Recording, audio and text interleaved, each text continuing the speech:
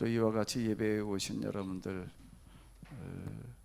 모두에게, 또 팀주에 들어오지 못하셨지만 유튜브 또 방송을 보시는 모든 분들에게 우리 하나님의 크신 은총이, 특히 위기를 기로 바꾸어가는 은혜가 함께 하시는 귀한 시간 다 되시기 바랍니다. 다 그렇게 만들어가는 시간 꼭 되세요. 우리 하나님 말씀 다니엘서 6장이 되겠는데요, 25절로부터 28절까지가 되겠습니다. 이에 다리오 왕이 온 땅에 있는 모든 백성과 나라들과 언어가 다른 모든 사람들에게 조서를 내려 이르되, 원하건대 너희에게 큰 평강이 있을지어다. 내가 이제 조서를 내리노라.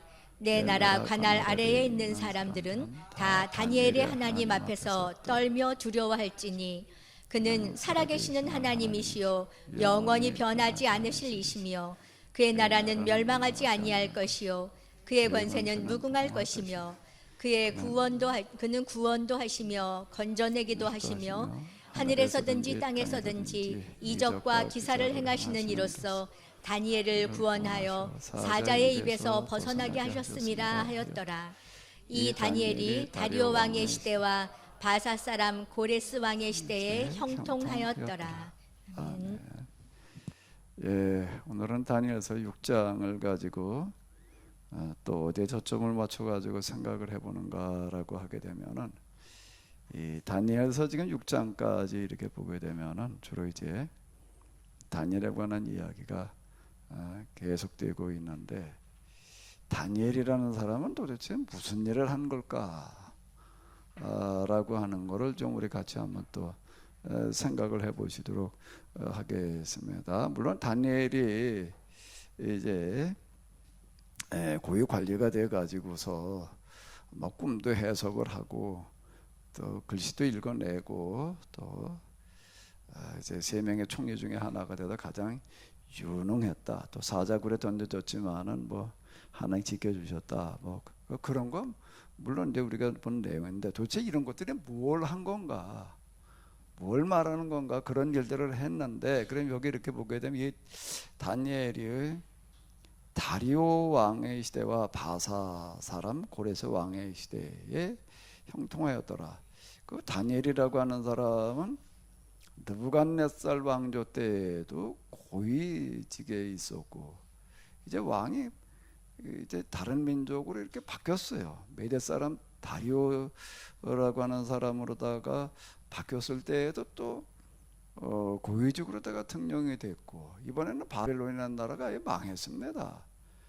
바벨론이라는 나라 자체가 망하고, 느부갓네살에서 다리오로 갈 때는 나라가 망한 건 아니에요. 왕조가 바뀐 거고, 나라는 그대로 바벨론이었는데, 그런데 이제 바벨론이 망하고 고레스, 즉 이제 이 페르시아가 되겠는데, 나라가 망하고 다른 나라가 세워졌는데요, 그때도 여기 이렇게 보게 되면 형통했다라고 이렇게 기록이 되어져 있습니다. 이건 참으로 이게 드문 그런 예가 이렇게 되겠는데요.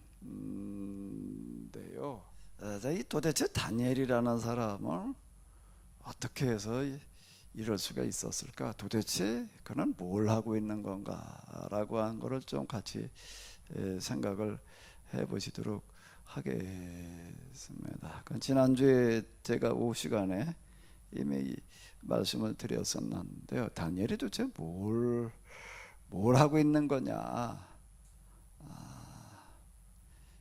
질문이 좀 너무 어려운가요? 막연하고. 조금 생각해 보신 분이 있으면 조금 한번 얘기해 보세요. 우리 김준수 장로님, 다니엘이 지금 무슨 일을 하고 있는 거지요?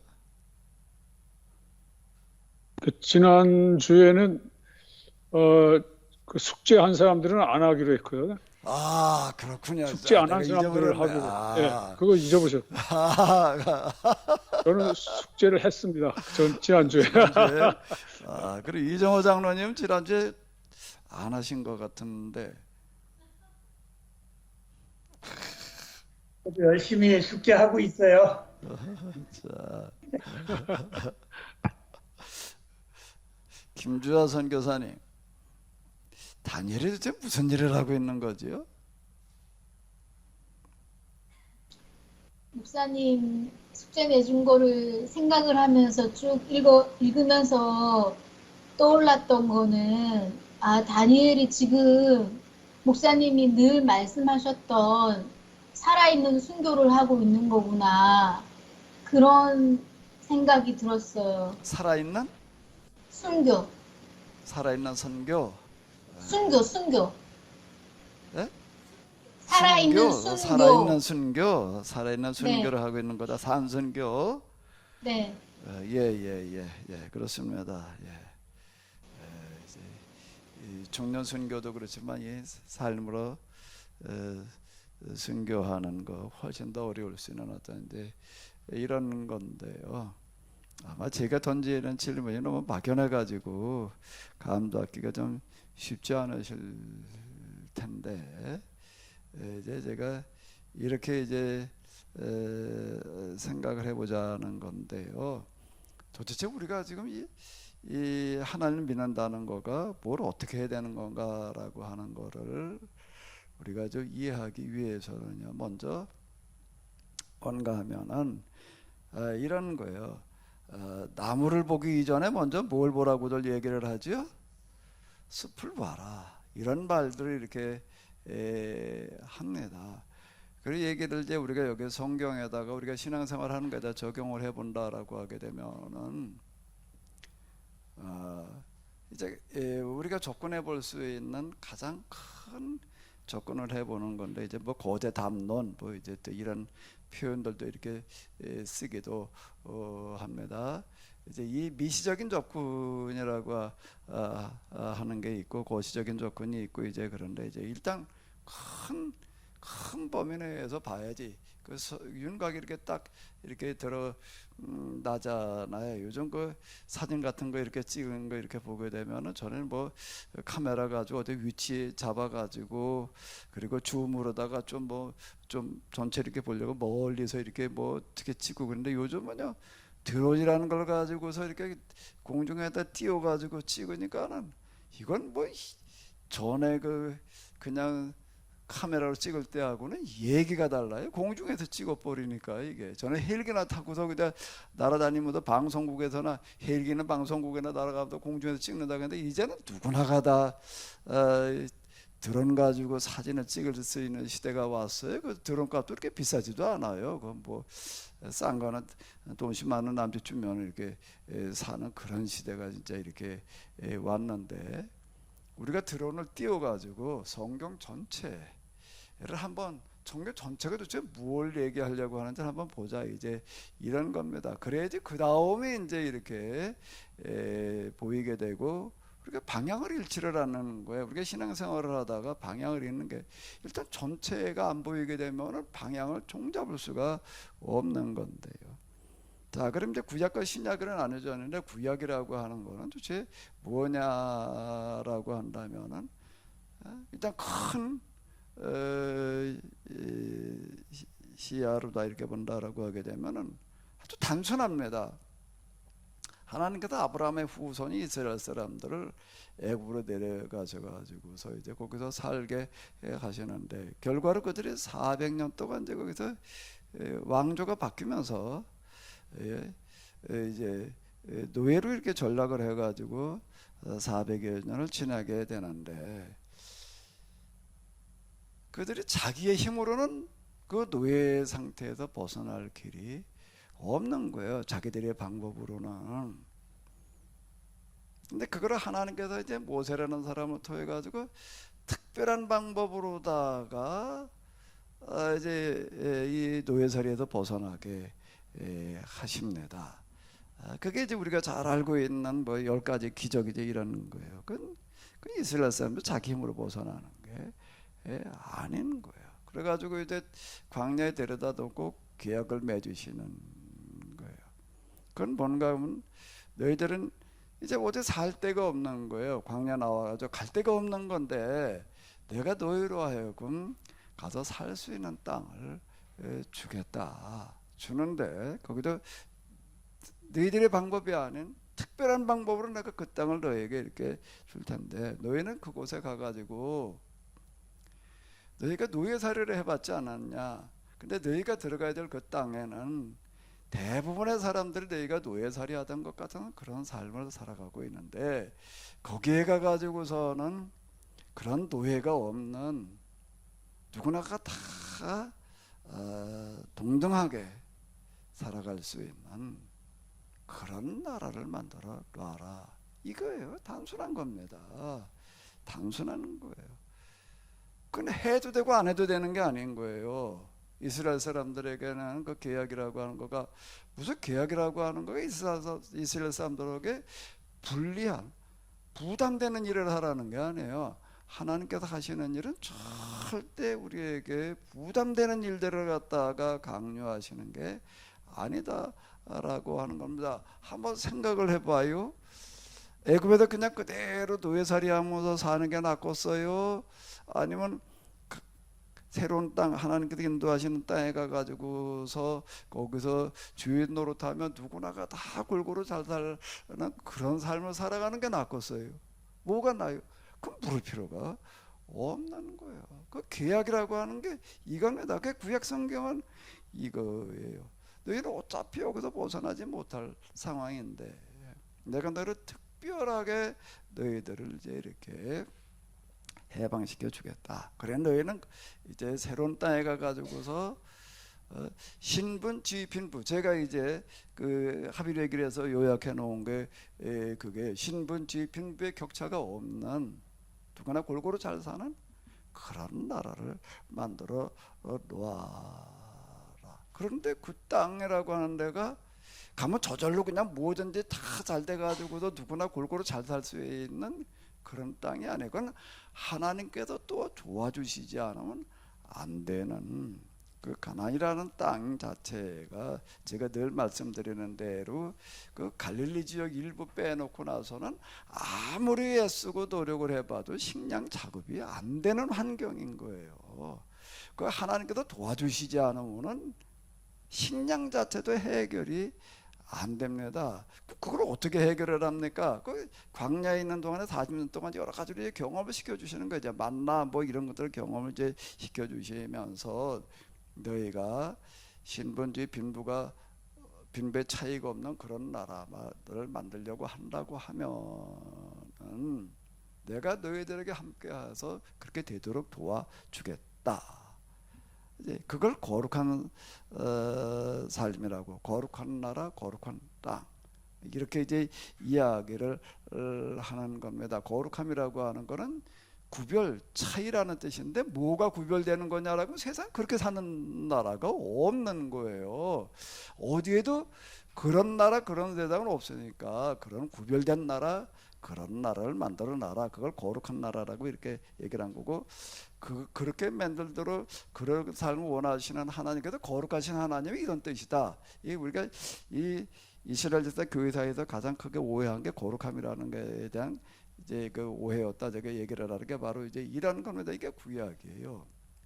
그럼 이제 신약으로 넘어오게 되면은 신약은 이제 구약의 완성이에요. 이제 이런 것들이 완성인데 그 완성이라고 하는 거는 뭔가라고 하게 되면은 신약에서 주요 주제는 구약에는 출애굽 사건입니다. 출애굽과 가나안 입주 이제 이런 거지만 신약으로 넘어오게 되면 이제 이거 예수님의 탄생의 이야기로 시작이 되어지는 거예요. 그리고 예수님의 십자가가 이제 이 보게 되면은 복음서의 이제 중심 이야기예요. 그 예수님의 십자가라고 하는 거가 도대체 무엇을 얘기하는 거냐? 이건 전체 거시적인 안목으로 볼 때 이렇게 보이는 거예요. 나무만 봐가지고 숲이 보이지 않습니다. 숲을 봐야 된다 이제 이런 얘기가 있게 되는데 거시적인 안목이 이제 여기서 이렇게 필요한 거예요. 그러니까 미시적인 안목으로 이제 또 들어가서 이렇게 나무 하나 보는 것도 이제 필요하죠. 양쪽이 다 필요한데 전체를 보는 그런 부분들이 우리는 지금 잘 안 되고 있는 건데요. 십자가 사건이라고 하는 걸 우리는 뭐라고 부르는가 하면 대속이라고 이렇게 얘기를 하는 겁니다. 대속이라고 하는 거는 뭔가 하면 우리가 우리 스스로 해결할 수 없는 거를 예수님께서 대신 해결해 주셨다라고 하는 겁니다. 그럼 여기서 이제 죄 이렇게 얘기를 하는 게 우리 모두가 다 죄인이다 이렇게 얘기를 이렇게 하는 건데요. 우리가 이제 구약에서는 해결할 수 없는 노예살이로부터의 해방 이렇게 이제 출발이 되고 있지만은 신약으로 넘어오게 되면은 누구도 스스로 해결할 수 없는 죄라고 하는 게 인간성을 말하는 거예요. 인간의 한계를 이렇게 말하는 겁니다. 성경에서 얘기하는 죄라고 하는 단어는 사회법에서 세상에서 얘기하는 죄의 개념과는 달라요. 세상에서 얘기하는 건 윤리, 도덕, 그 다음에 이제 사회법, 민형사법, 뭐 기타 등등 그런 걸 가지고 이제 죄 이렇게 얘기를 하지만은 성경에서 얘기하는 죄라고 하는 건 곧 인간을 말하는 겁니다. 인간의 자기 한계 이거를 얘기를 하는 건데, 근데 그게 뭔가 하게 되면 이제 왜 죄라고 이렇게 얘기를 하는가라고 하게 되면 이제 이게 죄성으로다가 이제 주로 이제 이게 드러나 가지고서 인간들이 살아가는데 온갖 어려운 문제들이 이제 생겨나기 때문에 그러는 거예요. 이스라엘이 가나안에 들어가서 실패하는 거는 뭐 때문에 실패하는가라고 한다고 하게 되면은 아니 단순한 거예요. 원리와 이치는요. 하나님께서 애굽에서 해방을 시켜놓고 여기 들어가 가지고서 너희는 그런 노예가 없는 그런 나라로 너희가 이렇게 만들어라. 그런데 그게 안 된 거예요. 안 되는 걸 왜 안 되는가라고 하게 되면은 사람의 능력이라는 게 다 똑같지가 않은 거예요. 어떤 사람은 좀 뛰어나는 사람이 있고 좀 모자라는 사람이 있습니다. 똑같이 일을 해봐도 마찬가지예요. 어떤 사람은 1시간에 10개 만들어내는 사람이 있든가 어떤 사람은 30개나 겨우 만드는 사람들이 이렇게 있습니다. 그리고 꼭 똑같이 나눠 가져라. 그래서 5개씩 나눠 가져라. 이렇게 얘기를 하면은요. 5개 못 만든 사람 입장에서는 불만이 없는데 10개 만들어 놓은 사람 입장에서는 똑같이 나눠서 5개 가져라 그러면 어떨까? 어떻게 하고 싶을까요? 똑같이 5개씩 나눠 가져라. 이게 양이 안 차는 거예요. 이 공산주의가 실패하는 것도 그런 거라고요. 공산주의가 처음에 등장했을 때에는 아주 그 지식인층 사이에 엄청나게 인기가 있었습니다. 왜? 그거 될 것 같은 거예요. 똑같이 이렇게 나눠 가지면은 더 열심히 해가지고 더 잘 될 것 같은데 이게 안 되는 게 바로 이런 거예요. 능력이 모자라는 사람 때문에 뛰어난 사람 때문에 이게 안 되는 거예요. 저 높은 지위에 올라가고 뭐 좀 돈은 똑같이 사업을 해도 그 사업을 또 잘하는 사람이 있고 또 못하는 사람이 이렇게 있는 거예요. 좀 잘하는 사람들은 자기가 잘한 걸 가지고 똑같이 나눠 가져라. 이게 그러고 싶지를 않은 거예요. 어떻게 하고 싶은 거죠? 자기가 더 많이 갖고 더 잘 살고 더 높은 지위를 누리고 싶은 거예요. 그래서 자꾸 그렇게 하는 거예요. 여러 가지 편법을 동원해 가지고 이렇게 하다가 보니까 이게 실패한 거예요. 그게 뭐냐? 그게 이제 죄라고 하는 겁니다. 인간성이 그렇다는 거예요. 이게 인간성 문제를 이걸 해결해 놓지 않고서는 이제 안 된다. 제 성경에서 얘기하는 죄라고 하는 거 바로 이제 이렇게 인간성. 누구나 그건 다 있어요. 이기심이라고 하는 어떤 이런 부분들이. 이 부분을 이제 이걸 가지고서는 어떻게 해볼 방법이 없다. 이 부분을 해결을 해야 된다. 이런 죄의 대가로 누구나 다 죽을 수밖에 없는데 이제 예수님께서 어떻게 하시는가라고 하게 되면 그걸 대신 죄의 대가를 치르고 죽어주시는 거예요. 이 죄 때문에 구약 성경의 계약이 파기가 되어지고 이제 그러고 했는데 이 아주 근본의 문제를 이제 도전하는 겁니다. 신약으로 넘어오게 되면 인간 자체를 바꿔놓지 않으면 이게 해결이 안 되는 거예요. 아무리 뭐 계약을 맺어놔 봐야 그 뭐 소용이 없는 거예요. 사람을 바꿔놓자. 그 사람이 어떻게 바뀌어요? 이게 바뀐다는 거가 그게 어려운 겁니다. 그게 이제 여기 도움되는 게 이제 성령의 법이에요. 이제 성령께서 우리 가운데 오셔서 이제 인도하신다. 뭐 이제 이런 얘기가 바로 이제 이런 건데요. 자, 예수님께서 이제 대신 이제 죽으시는 거예요. 우리 죄의 모든 것들 다 짊어지시고, 그래서 우리는 이제 어떻게 되는가라고 하게 되시면 대신 죽으심으로 말미암아 우리에게 주어지는 뭐로 말미암아서요? 성령께서 구약에서처럼 그냥 하나님께서 그냥 하는 일에 도와주신다 이런 차원이 아니라 이번에는 성령께서 예수님께서 대신 죽으심으로 말미암아 어떻게 하시는가? 성령 하나님의 영인데 그 영이 어떻게 하신다는 거예요? 각 사람 마음 속에 오시겠다는 겁니다. 각 사람 마음속에 오셔서 무슨 문제를 해결하시겠다는 거죠? 죄의 지배로부터 벗어나게 해주겠다라고 하는 거예요. 예수님의 죽으심과 이제 이 죽으심 대속이고 성령의 강림이라고 하는 거가 지금 바로 이제 이런 얘기예요. 신약 성경 이제 이런 겁니다. 그럼 이제 예수님의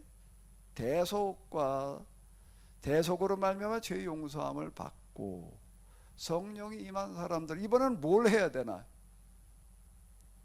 뭘 해야 되나요? 뭘 해야 되는 거죠? 예수님께서 이렇게 얘기를 하시는 거예요. 나를 따르라. 그 예수님을 따른다는 게, 예수님을 믿는다는 게, 예수님을 믿는다라고 하는 거가 우리는 이제 어떻게 이거를 생각해? 예수님을 믿는다. 금방 제가 말씀드린 대로 예수님께서 우리를 위해서 죽으셨단 말이야. 그래서 우리가 성령을 주시고 이제 그래서 우리가 이제 구원 받았다. 예수님으로 말미암아 우리에게 새로운 생명이 주어지고 구원 받는다. 이걸 믿는다. 여기까지만 얘기를 해놓게 되면은 이제 곤란한 얘기가 되는 거예요. 우리 여기까지 얘기하고 끝나는 거예요. 그래서 예수님을 믿는다라고 하는 거는 예수님을 따르는 건데 예수님께 이렇게 얘기를 하시는 거예요. 아버지께서 나를 보내신 것 같이 나도 너희를 보내노라. 그 얘기는 뭔가 마태복음, 마가복음, 누가복음, 요한복음 그 복음서가 이렇게 순서대로 놓여 있는 것도 우연이 아닌데 맨 요한복음은 맨 마지막에 가가지고 사실은 그런 이야기라고요. 그런 말씀. 아버지가 나를 보내신 것 같이 나도 너희를 보내노라.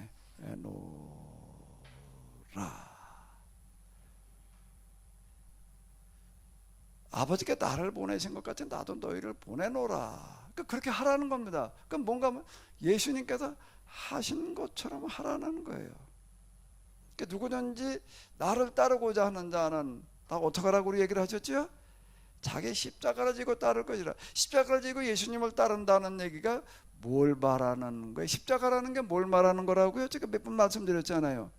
대속이에요.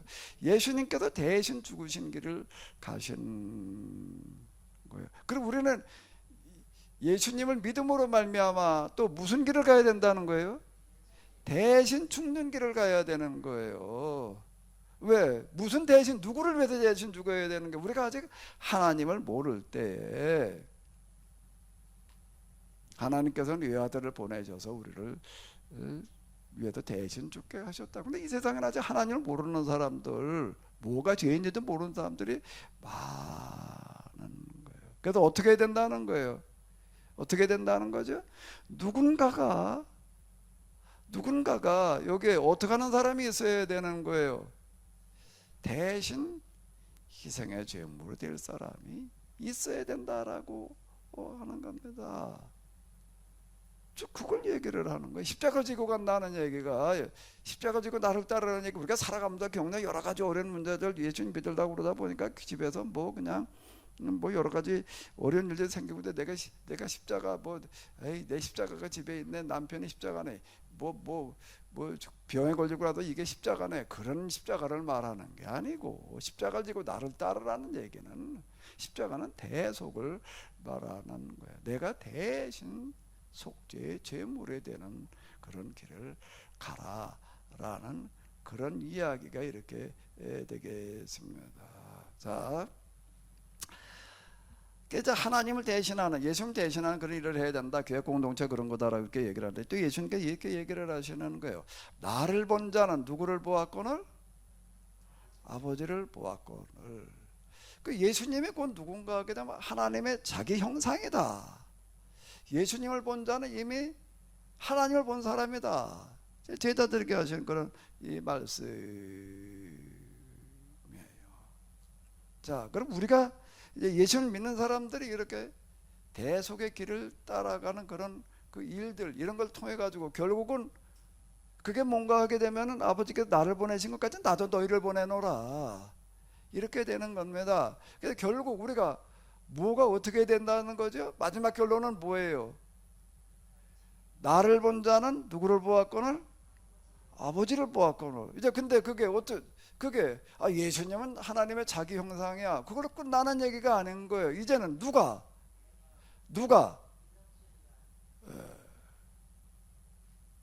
이제 귀에는 어두운 귀에는 이정순이라는 소리가 좀 크게 들린 것 같아.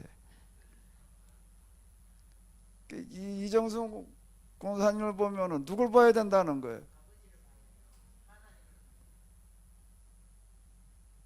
네가 이제 내가 하던 그 일을 대신 해라. 이거예요. 간단한 이야기가 되는 겁니다. 에? 구약의 이스라엘을 보게 되면은 그게 뭔가 하면 하나님 나라를 보여주는 그런 삶이었던 거예요. 이제 신약은 구약의 완성인 거예요. 이제 거기에다가 이제 더 대속의 길 이렇게 되는 건데요. 자, 그럼 다시 이제 다니엘서로 넘어와 봐요. 다니엘이라는 사람이 이제 뭘 하고 있는 거지요? 다시 이걸 가지고서 이제 다니엘서를 한번 생각을 해 봐요.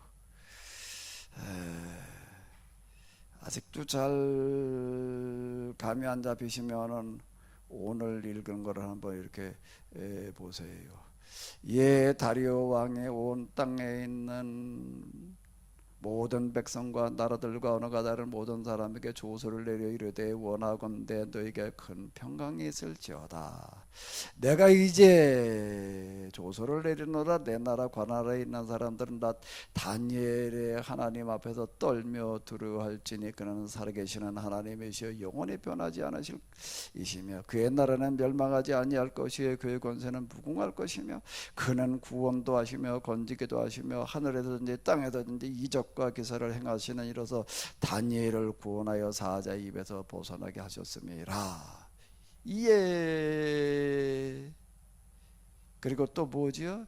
이제 이런 단어들이 뭔가 하면 다리오라고 하는 사람은 다니엘을 통해서 누구를 보고 누구를 만나는 거예요? 다니엘이 믿는 하나님을 보는 거예요.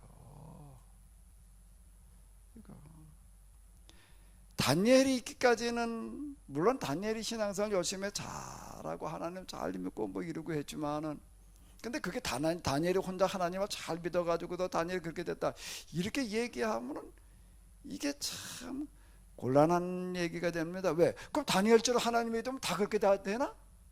그게 아닌 거예요. 그러니까 다니엘이라는 사람이 있기까지는 수많은 사람들이 뒤에서 어떻게 한 거예요? 희생의 제물이 된 거예요. 금방 이제 예수님께서 대속의 길을 가셨다. 그러니까 예수님 믿고 우리가 재용서함 받았으니까 너도 그렇게 하라 말이야. 내가 왜 그렇게 해야 되냐? 예수님 믿었으니까. 근데 그것만 가지고서 얘기가 되는 거가 아니 우리가 그렇게 하지 않으면 안 되는 또 다른 이유가 뭐라고요? 또 다른 이유가 뭐예요? 너희들 내 살을 먹고 내 피를 마시라. 그러니까 너희가 살아라는 그런 성만찬의 말씀에 뭘 말하는 거라고요? 우리가 먹고 살고 있는 것 자체가 그건 뭘 말하는 거예요?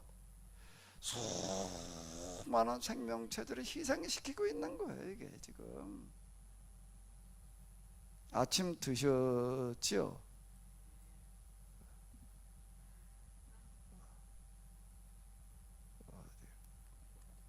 아침들 다 드셨지요?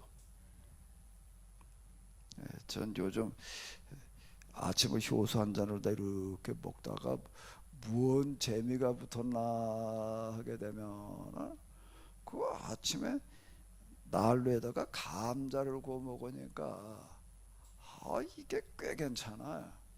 난로 깨 앉아가지고 감자 까먹는 거 그거 괜찮더라. 감자 구워 먹는 게 안에 찐 감자도 찐 감자지만 구운 감자 따끈따끈한 거 먹는 맛이 괜찮아가지고 요즘 아침에도 그 감자 2알 구워 먹고 왔는데, 그 감자 2알을 먹었다는 건 뭘 말하는 거예요? 식물이긴 하지만 생명체를 내가 먹은 겁니다. 그 감자 가만 뒀다가 조금 더 심으면 그거 잘 자랄 거야. 그러니까 대신 그 감자 나를 위해서 대신 죽어준 거라고요. 그러니까 효소 이거 한 잔을 마신다라고 하게 되면 여기는 수십 가지의 생명체가 들어가 있습니다. 이거 40가지 이상이 들어간 거예요. 제가 이거 지금 이렇게 다음 공부하고 그러다가 뭔 생각이 더 나오기도. 이걸 지금 또 다시 만들어 봐라 그러면 이제 자신 없어요. 이걸 만들으라고 얼마나 힘들게 만든 건데 이게. 우리 대부도에 있는 박현명 권사님 밭에 가서 오가피를 비우다가 오가피 비울 때 그냥 아주 엄청 더운 날인데요. 장화를 신고 그냥 그러고 가도 오가피 비에다가 그러니까 장화 속에 질퍽질퍽 해가지고서 이제 내가 좀 땀이 좀 많이 나는 것 같아. 장화 속에 질퍽거려가지고 장을 벗어가지고 쏘주니까는 땀이 이렇게 몸에도 흘러가지고 장화 속으로 들어간 게 장화 쪽 하나에서 이런 양재기로 하나는 쏟아지더라고. 물이 땀이 양쪽 발 쏟아놓고 좀 바가지로 하는 데는 것 같아요. 그걸 보고 어떤 목사님이 나를 보고서 이 목사님 그다 쓰러진다 말이에요.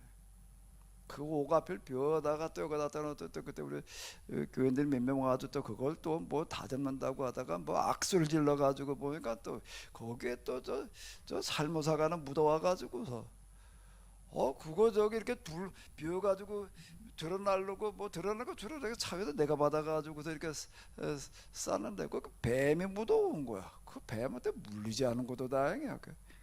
어쨌든 이러고 아침 4-5시에 그냥 여기서 5명을 태우고 저 6명, 5명, 6명을 태우고 뭘 어디 산속을 돌아다니면서 비오다가 이걸 만들어 놓은 건데, 그러니까 40가지 이상 그런 것만 골라가지고 갖다 집어넣은 거. 이거 또 다시 만들다 그러면 이젠 그렇게까지 할 체력도 안 되고 열정이 없다 이제는. 그런 생각을 내가 이거 잘 보관했다가 이제 어떻게 좀 필요한 사람들이 이제 먹게 해야지 그러고 있는데, 네. 수십 가지의 생명체를 내가 지금 먹고 있는 거예요. 그러면 그렇게 먹은 나는 사명이 해야 될 일이 뭐예요?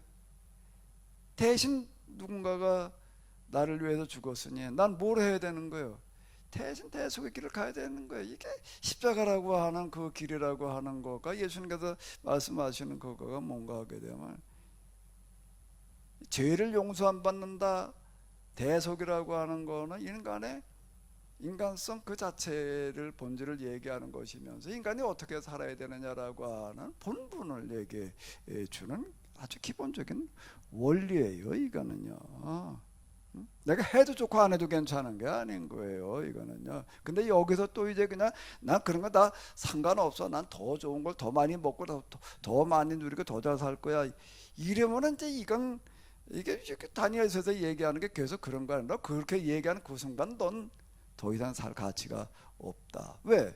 그 인간의 자기 본분을 모르는 거예요. 이게 성경에서 얘기하는 건 아주 단순한 원리와 이치예요. 이게 뭔가 하면 성경, 신앙, 하나님을 보는 거시적인 안목에도 보면 제일 크게 드러나는 숲이다. 어쨌든 제가 여기까지 오면서 지금 보이는 거는 그런 거예요. 이건 무슨 뭐 이렇게 해도 되고 안 해도 괜찮은 그런 게 아니다. 이거는 누구나 다 그렇게 가야 돼. 이런 본분, 그걸 본분이라고 그러잖아요. 그걸 얘기를 하는 것이지. 예? 이게 우리가 하나님을 믿는다라고 하는 거는 이걸 얘기를 하는 거라는 거예요. 예? 이거보다 더 큰 진리라는 건 나는 없는 것 같아.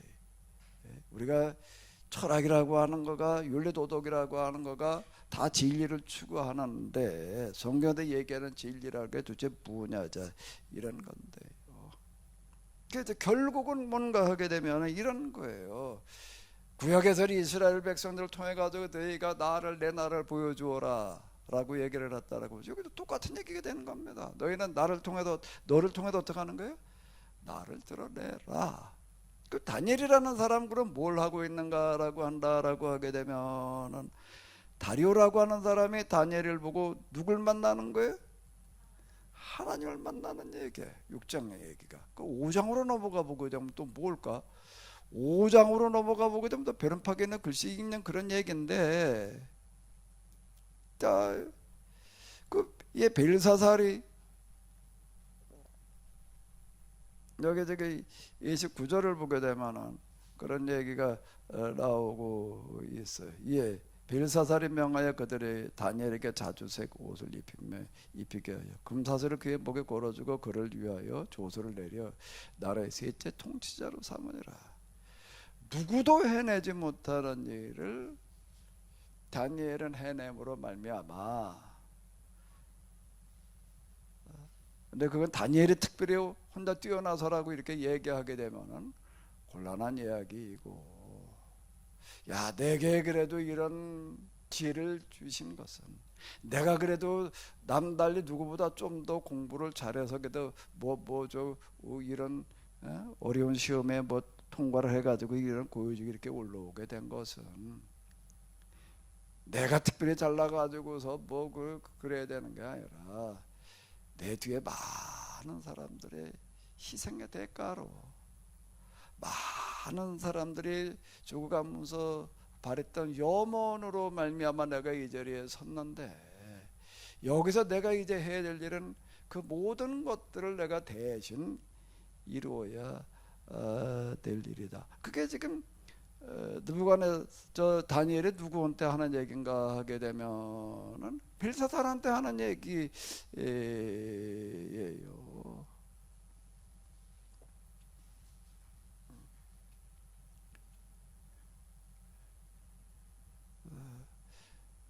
왕이여 지극히 높으신 하나님의 왕에 붙인 느부갓네살에게 나라와 큰 권세와 영광과 위엄을 주셨고 그 큰 권세를 가지고 다스리면서 어떻게 하라는 거예요? 똑바로 하나님의 뜻을 행해야 되는데 그렇지 않아서 그가 어떻게 했다는 거예요? 버림받았다 말이야. 그런데도 불구하고 당신은 지금 그의 아들에도 이런 사실을 너무 잘 알면서도 이것을 다 알고도 아직 마음을 낮추지 않냐고 도리어 자신을 하늘의 주제보다 높이며 그 성전 그릇을 왕 앞으로 가져다가 그러고 있는 것들은 뭔가 그래도 어떻게 됐다는 거예요? 그럼 버림받을 수밖에 없다라고 하는 겁니다. 어떤 지위에 올라가 있다라고 하는 것은 무슨 권세와 부귀영화를 누리라고 주어지는 게 아니라는 겁니다. 그렇게 생각하는 순간 그건 더 이상 살 자격이 없다. 그래서 어떻게 했다는 거예요? 그날 밤에 죽임을 당했다. 이런 얘기들인 거예요. 다니엘이 하는 그런 일 해석 말들을 통해 가지고서 하나님을 지금 드러내고 있는 거라고요. 근데 하나님을 드러내는 거는 다니엘이 어떻게 하는 거라고요? 뭘 하고 있는 거라고요? 이렇게 지혜가 있고 꿈을 해석을 하고 그러고 뭘 하는 거라고요? 대신하는 거예요. 대속은 곧 뭘로 이어지는 거라고요? 지난 시간에 얘기를 했지요. 대신, 나는 대신하는 거예요. 뭘 대신하는 거예요? 난 오늘 감자 2알 먹고 왔으니까 감자 2알값 해야 돼. 또 효소도 한 잔 마셨으니까 여기에 들어있는 수십 가지의 생명체, 죽어간 희생된 생명체 권리가 지금 대신해야 되는 거예요. 이 땅에 살아가면서 억울한 일을 당해가지고서 정말 죽어간 많은 사람들의 그 원한, 그리고 이 땅에 살아가면서 어려움을 겪는 많은 사람들이 바라고 꿈꾸는 게 있는 거예요. 이게 좀 인간으로 태어나가지고서 좀 불공정 없이 공평하게 좀 잘 사는 그런 세상, 그런 나라가 좀 만들어져야 될 텐데, 지금 뭐 대통령을 이제 앞두고, 대통령 선거를 앞두고 있는데 다 어떤 대통령을 원하겠어요? 뭐 토론을 하네, 뭐 지지율이 올라가고 내리락 엎치락 뒤치락 뭐 어쩌고 저쩌고 뭐 얘기를 하는데, 누가 좀 대통령 돼가지고서 이 나라를 좀 어떻게 했으면 좋겠다는 거예요. 좀 특정한 사람만이 아니에요. 누구나 저 골고루 잘 사는 그런 나라, 그런 나라 좀 만들어줬으면 좋겠다는 거 아니에요 지금요. 그리고 염원이라는 게 있는 거예요. 그런데 지금 그래서 그 염원들을 어떻게 해야 된다고요? 어떤 지위에 올라가 있는 사람들은 그 염원을 이루어줄 일을 대신해야 되는 거예요. 내가 뭘 권세를 누리고 뭐 무기용화를 누려야 될 그런 자리가 이건 절대 아니다라고 하는 겁니다. 그러니까 당연한 이치예요 이게. 이런 부분들이 5장에서 얘기하는 게 지금 이런 얘기 아니에요 지금. 그 다음 4장으로 넘어가 봐요. 4장으로 넘어가 보게 되면 또 꿈을 또 해석하는 그런 얘기. 그 꿈을 해석하고 그러고 나니까 또 뭐라고 그러는 거지요? 왜 뭐 그가 이제 들짐승이 됐다가 다시 돌아오고 그러고 난다. 뭐 그러므로 지금 나 느부갓네살은 하늘의 왕을 찬양하며 칭송하며 경배하노니 그의 일이 다 진실하고 그의 행하심이 의로우심으로 교만하게 행하는 자를 그가 능히 낮추심이라. 다니엘을 통해 가지고 다니엘의 꿈 해서 이게 결과대로 되는 거예요. 이게 버림받았다가 다시 돌아오고 그러는 과정을 통해 가지고 하나님을 만나는 거예요. 하나님은 좀 대신 그런 일을 하고, 저 다니엘이 지금 그런 일을 하고 있다라고 하는 거고요. 3장도 넘어가면 또 꿈 해석의 얘기. 이제 꿈 해석의 얘기가 아니라 이게 지금 저 사드락 메삭 야벳노고의 얘기인가? 그걸 통해 가지고서 뭘 보는 거죠? 또 이렇게 얘기를 하는 거예요. 느부갓네살이 말하 이르되 사드락 메삭 야벳노고 하나님을 찬송할지로다. 그가 그의 천사를 보내사 자기를 의뢰하고 그들의 몸을 바쳐 왕의 명령을 거역하고 그의 하나님 밖에는 다른 신을 섬기지 아니하며 그에게 절하지 아니한 종들을 구원하셨도다. 그러므로 내가 이제 조서를 내려노니 각 백성과 각 나라 각 언어를 말하는 자가 모두 사드락 메삭 야벳노고의 하나님께 경솔히 말하거든 그의 몸을 쪼개고 그의 집을 거름토로 삼을지니 이는 이같이 사람을 구원할 다른 신이 없음이니라. 2장으로 넘어가게 되면 이제 이번에 다니엘 또 이제 그 꿈에 무슨 꿈을 꿨는지를 이제 이야기하고 해석하는 또 그런 이야기를 얘기하고 있습니다. 또 뭐가 드러나는 거죠? 이렇게 얘기를 하는 거예요. 왕이 대답하여 다니엘에게 이르되 너의 하나님은 참으로 모든 신들의 신이시여 모든 왕의 주제시로다. 모든 내가 능히 이 은밀한 것을 나타내었으니 내 하나님은 또 은밀한 것을 나타내시는 이시로다. 결국 다니엘을 통해서 하나님을 믿으라는 거예요. 1장의 이야기도 이제 이거 시험 보러 가가지고서 왕궁에서 내주는 음식 먹지 않겠다, 우리 율법대로 정해진 것만 먹겠다라고 하는 어떤 그런 이야기. 그랬더니 하나님께서 하나님이 이 네 소년에게 학문을 주시고 모든 서적을 깨닫게 하시고 지혜를 주셨으니 거기다 다니엘은 또 모든 환상과 꿈을 깨달아 알더라. 이런 얘기들이 뭔가 합니다. 그들이 하는 일들을 통해서 하나님이 드러나고 있다라고 하는 겁니다. 그리고 이렇게 보게 되면은요, 다니엘이라는 사람은 이렇게 모든 사람들의 희생, 염원들을 대신해 가지고 이렇게 하고 있구나. 그럼 거기서 지금 다니엘처럼 이렇게 기도해 가지고 응답도 안 되고 그냥 뭐 사자굴에 던져졌다고 해가지고도 건져지지도 않고 그냥 죽어가는 속절없이 죽는 많은 사람들이 있습니다. 그들의 그 죽음은 어떤 걸까? 또 신앙생활이라고 하는 것 때문에 오히려 여기서 제가 말씀드렸잖아요. 자, 포로로 끌려나간 사람들 가운데 대부분은 이제 이렇게 토목공사 현장에 동원되는데 그 중에 이제 어디 동원되는 사람들이 있었다고요? 신전 짓는데, 신상 만드는데, 그 군대 끌려간 사람들을 거기서 신앙을 지키려고 한다면은 찾아오는 건 뭐밖에 없다고요? 매, 죽음 아니라고 하더라도 이건 아주 더 호된 혹사를 당할 수밖에 없어요. 그리고 이제 그저 속절없이 죽어가는 거예요. 이 사람들은 뭐에 그렇게 죽는 거는 뭘 어떻게 하는 건가? 그 신상에다 대고 굿복 엎드려 절 한번 하면 끝날 뭐 얘기를 그걸 거부해 가지고서 그 자기서 죽임을 당하거나 아니면 매질 당하고 그냥 죽도록 또 혹사를 당해야 되는데 그러다 죽어가는 거예요. 이름없이 죽어가는 사람들이 수없이 많은 거예요. 그러니까 다니엘이라는 사람들 그들 뭔가 하면 그들의 몫을 대신해야 된다. 그 대속은 대신으로 이어져야 되는 거예요. 이거는요. 이게 본분이라고 하는 겁니다. 인간의. 예? 그건 누구에게나 다 그 기독교인만 그렇다는 얘기가 아니라 누구나 다 똑같은 거예요. 지금 여기는 다니엘은 이게 느부갓네살 벨사살한테 똑같이 요구하는 거예요. 다리오한테도 그렇고 하나님 믿던 남자 상관없이 인간의 본분은 누구나 다 똑같은 거지 뭐 기독교인의 본분만 따로 있는 건가요? 자, 그러면 속절없이 그냥 죽어가는 사람들은 뭐예요?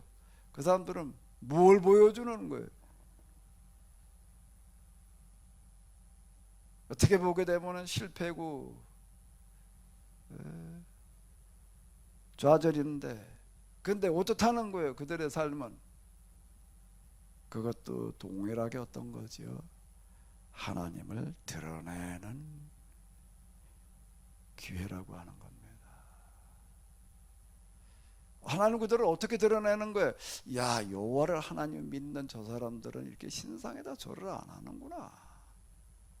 신상에다 절한다는 거 그거 뭐 그냥 아무것도 아닌데 그걸 안 해가지고도 저렇게 그냥 죽임을 당하는데도 그래도 굽히지를 않는구나. 그리고 또 죽도록 얻어맞고 그리고 그냥 더 호된 현장에서도 더 가혹한 일들을 하면서도 하나님에 대한 원망 무슨 뭐 불평 불만이 아니라 그걸 묵묵히 다 감사함으로 감수하는 받아들이는 이런 모습들이 그를 지켜보는 사람들에게 뭘로 다가가는 거예요? 하나님을 보여주는 걸로 가는 거예요. 전에 어떤 분 얘기하는 거 이렇게 들어보니까 이런 얘기 하더라고요. 처음에 이제 뭐 그 인터넷이라는 게 등장하고 홈페이지 만들고 뭐 그러고 할 때 그거 굉장한 기술력이 필요했습니다. 그때는요. 요즘 홈페이지 만드는 것도 뭐 좀 이제 단순해져 가지고 좀 낫지만 초기 단계 굉장히 어려웠어요. 그리고 그 저 큰 기업에도 홈페이지 하나 만드는 것들은 또 굉장히 고가였습니다. 어떤 분 사업을 하는데 아주 고급진 애들 만들고 이제 그런 거 만들고 하는 그런 분이 이제 이렇게 있었는데요. 어느 큰 기업에서 이제 섭외가 와가지고서 이제 홈페이지를 하나 만들어 달라 뭐 그래가지고 이제 한글과 이제 영어로 다 같이 이렇게 이제 그걸 이제 만드는 거를 이제 이렇게 이제 소배를 해가지고서 이제 계획을 체결하게 됐는데 그 담당자가 뭐라고 그러는가라고 하게 되면은 매덕에 이걸 계약을 하자. 그리고 이제 계약을 하는데 근데 그 중에서 매덕 실제 만드는 가격이 이제 얼마야 되는가 한 2억이다 그러면은 3억에 계약을 하자 그러더라는 거야. 2억에 계약을 하지 않고 그 왜 3억을 계약을 하자 그러느냐? 그 1억은 그냥 우리한테 줘라. 이렇게 이제 얘기를 하더라는 거예요. 그럼 뭐 당신은 손해 날 거 없단 말이야. 그럼 누가 대신 손해 나는 거예요? 회사 돈에 손해 나는 거지. 그건 뭐 회사가 손해 보면 당신 손해 보는 거 없으니까. 그 왜 이렇게 이게 관행이다. 뭐 그런 식으로 얘기를 하더래요. 그래서 그 얘기를 듣고 그랬대. 나 그거 안 한다. 그랬대. 왜 안 하냐? 그랬더니 난 교회를 다니는데 그렇게 난 그 비양심적인 일은 난 못한다. 차라리 나 그냥 계약을 관두겠다. 그러니까 이 담당자가 어이없다는 표정을 지으면서 이거 당신도 손해 나는 것도 아닌데 왜 그러냐? 난 그저 난 그런 식으로는 못한다 말이야. 뭐 그래가지고 이제 포기를 했다.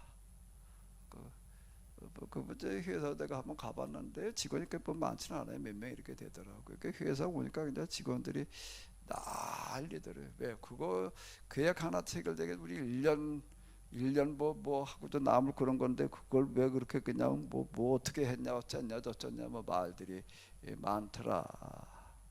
뭐 그런 얘기를 하던데.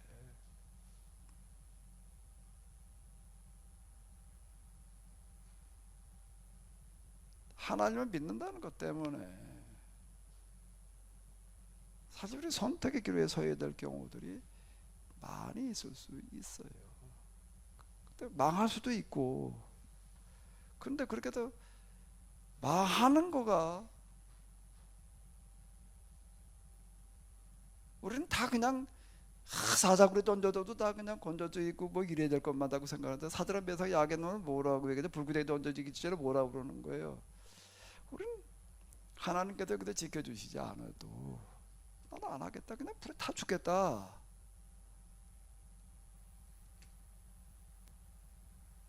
그게 곧 뭔가라고 하게 되면은요, 다니엘처럼 그냥 이렇게 승승장구해가지고만 하나님 보여주는 게 아니에요. 반대로 이름 없이 죽어가는, 실패하는, 망하는 그 자체가 곧 무언 교회가 되는 거라고요? 하나님을 보여주는 교회라는 겁니다. 야, 이 기독교회는 참 이런 계약 뭐 수의계약 무슨 뒷거래 이런 거 전혀 이건 안 하는 사람들이로구나. 그거보다 하나님을 더 크게 보여줄 방법은 없는 거예요, 사실. 우리 이런 현실 사회에서 뭘 가지고 하나님을 드러낼 거예요?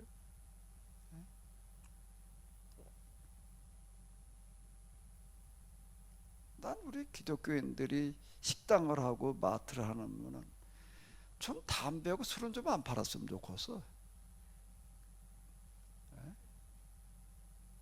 그치? 마트에 들어와서 담배를 사러 왔다가 담배가 읍대가 안 판대. 그 왜 안 파냐? 이 사람 교회 져가지고 담배 안 판다 말이야.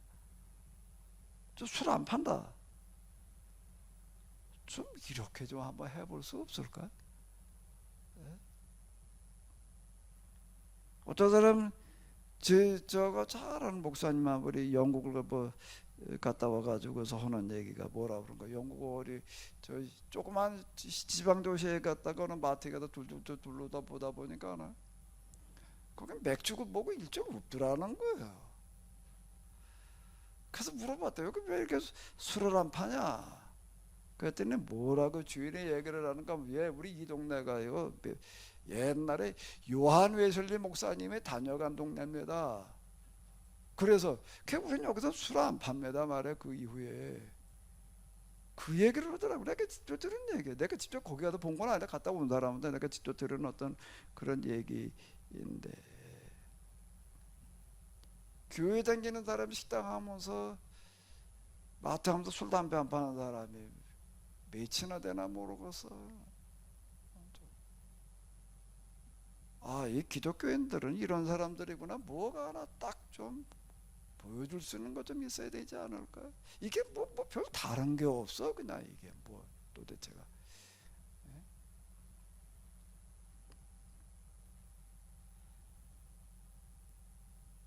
마하고 죽어가면서 보여주는 하나님, 그게 훨씬 더 하나님 나라에 가서 하나님 앞에서는요 그게 평가받을 일이라고. 뭐 상금 운운하는데 그거야말로 하나님 나라 가서 상금 받을 일이에요. 그리고 마하고 나도 평생 그다음 마하고 났더니 하나님 그다음 더 잘 되기 전에 그거 말고 그렇게 하는 거만. 나 그렇게 하던 망해가지고서 그냥 평생 가난하게 고생하면서 살았다 말이야. 그러나 나는 그걸 절대 나는 후회하지 않는다. 다시 하라고 그래도 나는 그렇게 하겠다 말이야. 뭐 좀 이런 거 필요하지 않을까요? 우리 현대적으로 들면서요 세계 역사에 가장 큰 충격을 주고 영향을 준 사건이 공산주의입니다. 우리가 생각하는 공산주의 이거고, 좀 이제 우리는 6.25 이런 걸 통해 가지고 공산주의에 대해서 그냥 빨갱이 이렇게만 생각을 하는데요. 그 공산주의 사상을 가지고서 그래도 야 이거 모든 사람들 좀 공평하게 잘 살게 해보자 말이야. 공평하게 해보자. 그게 공산주의 그 공산이라는 것 자체가 이제 이름이 그런 뜻이 그런 거잖아요. 사회주의 뭐 이렇게 얘기를 하는데요. 초기에 공산주의에 몸담아 가지고서 그걸 가지고 혁명을 뭐 시도하고 뭐하다가 죽어간 사람들 많습니다. 근데 그렇게 죽어간 사람들 초기 그 공산주의 지도자들 보게 되면은요 그 사람들 자체가 다 가난하고 뭐 못 사는 사람들이 아니에요. 그 막스나 엥글스 이런 사람들 보게 되면은 다 그저 귀족 수준의 사람들이라고요. 그 이후 공산주의 운동에 몸담았던 사람들 초기 그 지도자들도 거의 다 그런 사람들인데요. 그 사람들은 대부분 다 공산주의 운동에 몸담아가지고 평생 불행하게 살았습니다. 집안 자체가 다 폭망해가지고 불행해진 사람들도 수두룩하고. 그런데 그 중간에요 초기 저희가 저 대학원 할 때 여기 그 공산주의 전공한 분이 그가 저 우리나라에 박사학위 받은 분이 와가지고 한 그런 얘기예요. 그 공산주의 초기 지도자들의 그런 모습을 이렇게 주르르 얘기를 해주고 내가 그 얘기 들으면서 참 다시 생각을 해봤는데.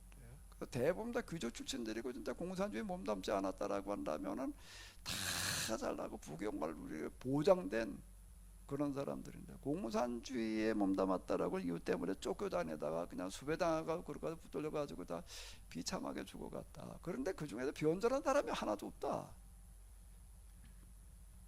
중간에 아이 나 이거 관둬야 되겠는데 이러고 변절한 사람 하나도 없다는 거예요.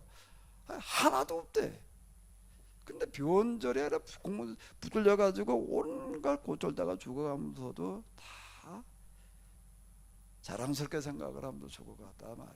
나는 그래도 적어도 이 세상에 태어나가지고 한 세상 사는 걸 뭐 귀족으로 태어나는 게 무슨 뭐 지가 일군 거야. 다 물려받는 거지. 이렇게 귀족 집안에 태어나가지고도 그냥 부귀영화한 둘에다가 이렇게 살아가는 게 아니라 그래도 나는 이 세상에서 막 짐승처럼 살아가는 사람들의 문제를 해결하기 위해서 내가 뛰어들었다가 그래도 이러고 죽어가는데 난 전혀 나는 후회되지 않는다 말이야. 나 그러고 죽어갔다라고 이렇게 얘기를 하더라고요. 공산주의가 아니고 오늘의 우리가 민주주의를 이렇게 지금 누려가지고 모든 사람들이 다 해도 뭐 투표권을 가지고 어쩌고 저쩌고 뭘 이러쿵저러쿵 할 수 있는 거는 시민혁명이라고 하는 어떤 이런 것들을 통해 가지고서 얻어진 건데 그 시민혁명이 성공되는 과정에는 수많은 사람들이 죽어간 거예요.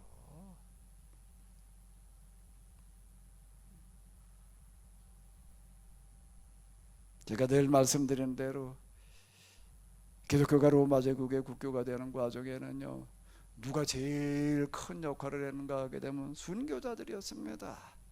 순교자들의 어떤 모습이요? 죽어가면서 보여준 모습인 거예요.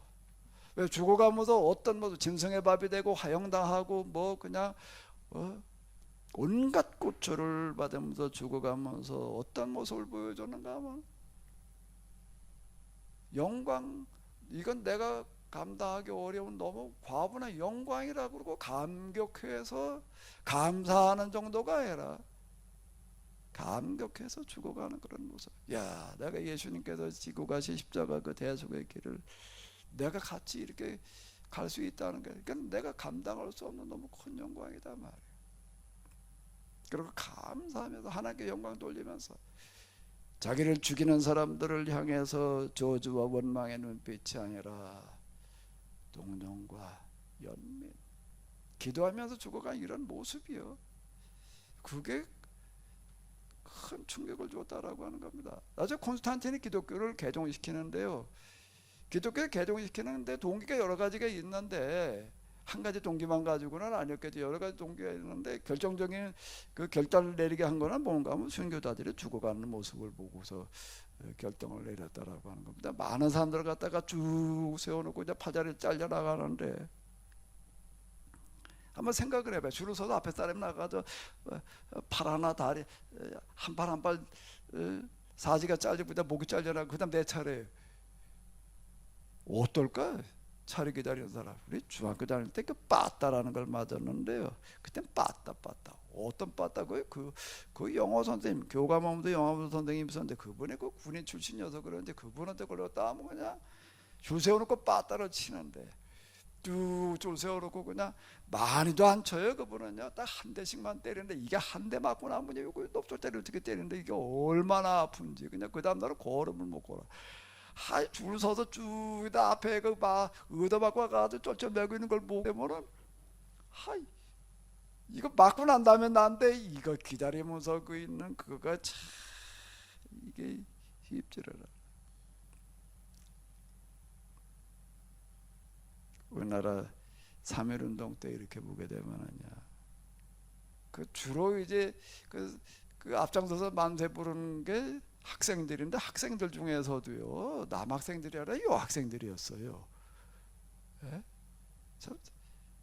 그 여학생들이 먼저 앞장을 섰습니다.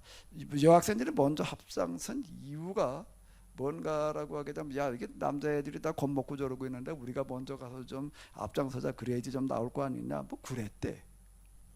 그래가지고서요, 어쨌든 그 여학생들이 처음에 많이 붙들려 갔습니다. 종로경찰서 거기 붙들려 가가지고 저 취조들도 하고 고문도 하고 이제 그러는데요. 그 10대다 저 초중반 애들이 20대도 안 해요. 10대 중반 그쯤 되는 그런 여학생 애들인데 아주 모진 고초를 당하고 그러고 하는 게 이제 여기서 되게 하나하나 불려가 가지고서 이제 다 하고 이제 그러는.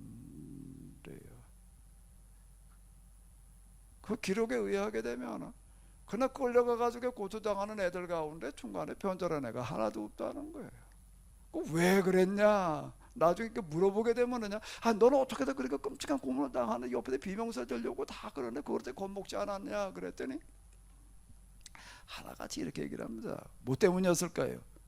어떻게 해서 그걸 이겨냈을까요? 그 애들이 다 이렇게 얘기를 하는 거예요. 우리가 하나님께 기도를 했더니 하나님께 힘을 주셔가지고 전혀 겁나지도 않고 무섭지도 않았단 말이에요. 그때 미션 스쿨 애들이었는데요, 그 만세 부르러 나간다고 그럴 때 선교사인 선생님들이 아주 굉장히 뜯어말려서 나가지 말라고요. 너 나가면 나 그냥 다친다 말이에요. 그런데도 불구하고 뭐 그러고 나가가지고서 이제 그러고요, 기도하니까 하나님께 힘을 주셔가지고 그게 하나도 두렵지 않았단 말이에요.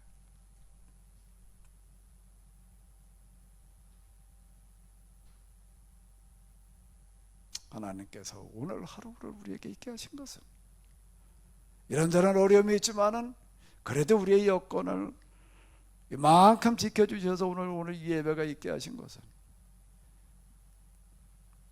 우리에게 아직 해야 될 사명이 있기 때문인 줄로 믿습니다. 에이, 하나님께 이렇게 뭐 이렇게 감사만 하고 끝나버리게 되면 아무것도 아니에요. 그거는 무롱하는 거예요. 건강 있는 게 감사나 해야 될 대상이 아니에요. 지금요. 감사나 하려고 그러다 보면 나중에 어떻게 된다고요? 하나님 앞에 진짜 감사받아야 돼요. 사명인 줄로 믿습니다.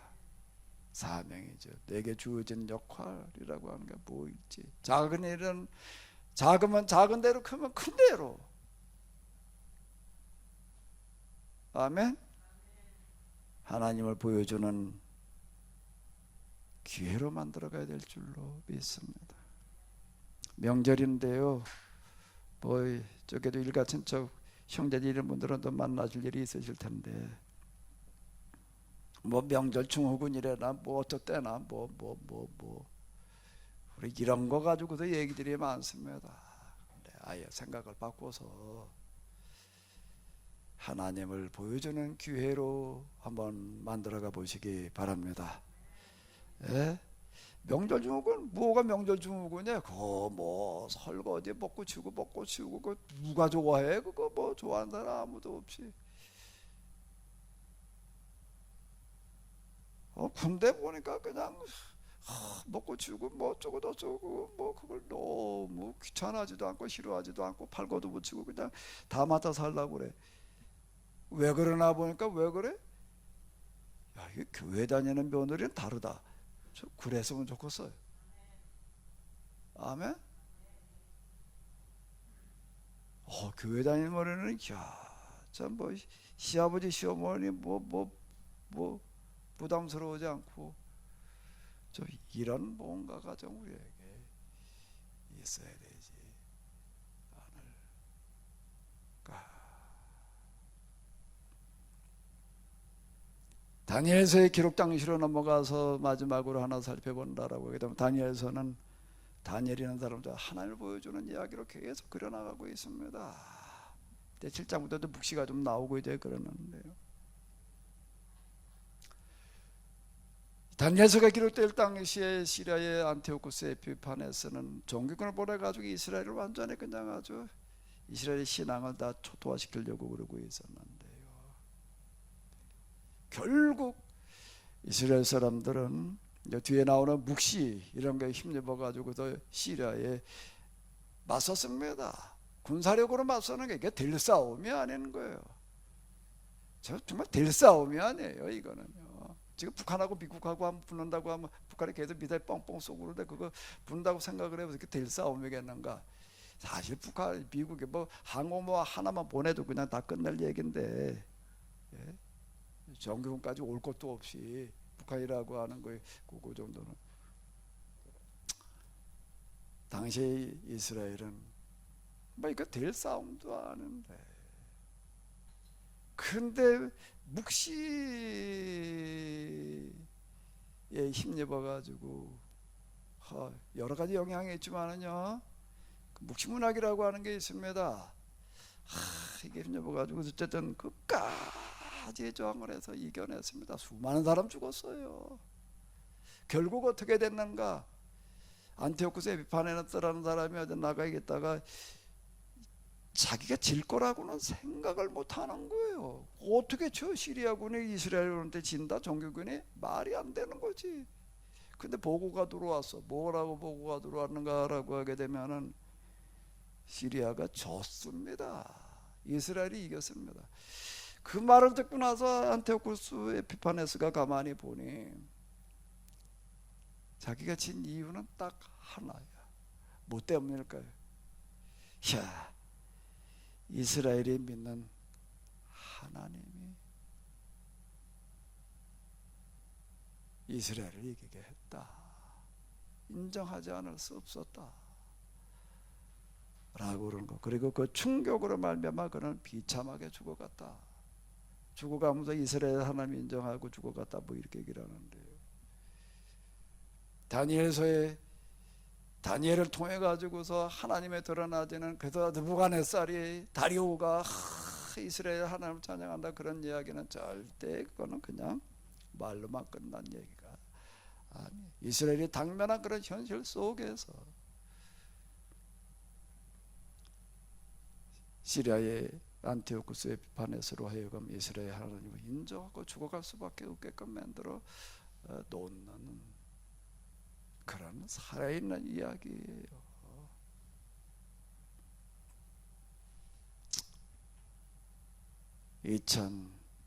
2022년 음력으로 또 새로운 한 해를 앞두고 있는데 나의 이 작은 모습, 작은 이걸 통해서 한번 좀 하나님을 보여주는 그런 역사가 여러분들을 통해서 나타나시기를 바랍니다. 아멘. 아멘. 그게 우리가 가야 될 대속의 길이에요. 대속이라고 하는 것은 우리가 딴 데 있지 않고 멀리 있지 않고 가까이에 있습니다. 그 한 주간 다 되시기 바랍니다. 하나님, 오늘 이 하루 예배 이 말씀 있게 하심을 감사드립니다. 하나님, 내가 오늘 이렇게 숨을 쉬고 있을 수 있는 것은 이런저런 어려움들이 많이 있지만 그래도 내가 오늘 이렇게 건재할 수 있는 것은 내가 너를 통해 아직 할 일이 있다라고 하시는 하나님의 음성인 줄로 믿습니다. 하나님, 코로나 사태로 말미암아 엄청난 변화가 있고 또 많은 위기가 있습니다. 근데 위기가 오히려 기회가 될 수 있음을 알게 하여 주시옵소서. 하나님께서 주시는 기회는 위기를 통해서 오는 것을 알게 하여 주시옵소서. 불두구덩에 던져지는 것이, 사자굴에 던져지는 것이 단순한 위기가 아니라 기회였음을 다니엘서는 말하고 있습니다. 우리가 당면에 있는 위기를 기회로 바꿔갈 수 있도록 도와 주시옵소서. 이제는 우리 주 예수 그리스도의 은혜와 하나님 아버지의 놀라우신 사랑과 성령님의 도우심이